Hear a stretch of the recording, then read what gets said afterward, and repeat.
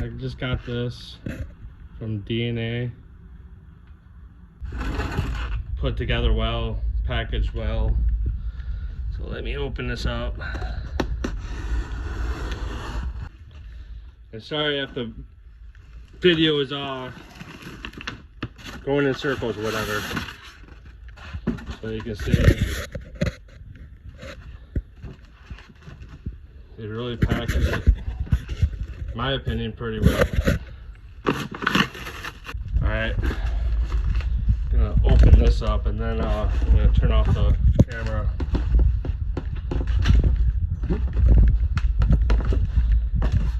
So I can pull it out and do the rest.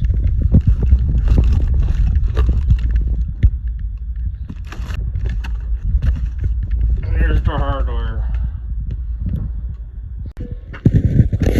Alright, so I'm back. There is no other way to get to these without taking the bumper off. So here's my bumper. This plate right here, and then this one over here, you have to remove to get access to these bolts, and then you can take off the nuts on both sides. So there's the other one. And once you do that, there's two more nuts on the back side. Well, it goes like right here on both sides. So the other one's over there, but you can only access it through the back. Once you do that, you can get that plastic thing off. If you got the tow hooks, you can get this thing off. The other one I haven't taken off yet, and then you can access the bolts or whatever. So I'm going to do that real quick, take these things off, and then add these brackets.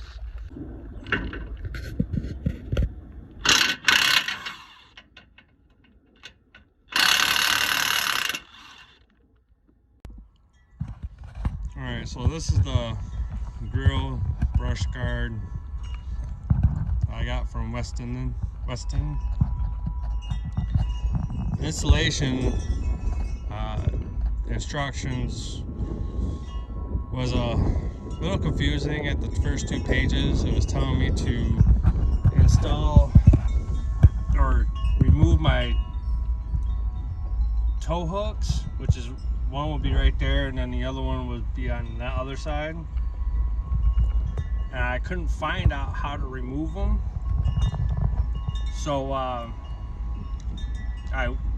went on YouTube and found somebody else that did something similar to this one, but you got to remove the front bumper out first. So that plastic cover is missing on the driver's side because these clips right here broke off, and I'm waiting on getting new clips to put the cover back on. So those 2 nuts, and then there's 2 more on the passenger side, so you gotta take that cover off. And then that part in there, that clip right there, that's a bolt to another nut on the back side. So you have to get underneath the truck and remove those, well, that extra nut that's on the other side on both passenger and driver side. And then the front bumper will come off. You gotta disconnect on the passenger side, or if you have fogs, you have to disconnect the wire harness. But on the passenger side, there's a little wire keeper that's attached to the bumper itself. You have to remove that.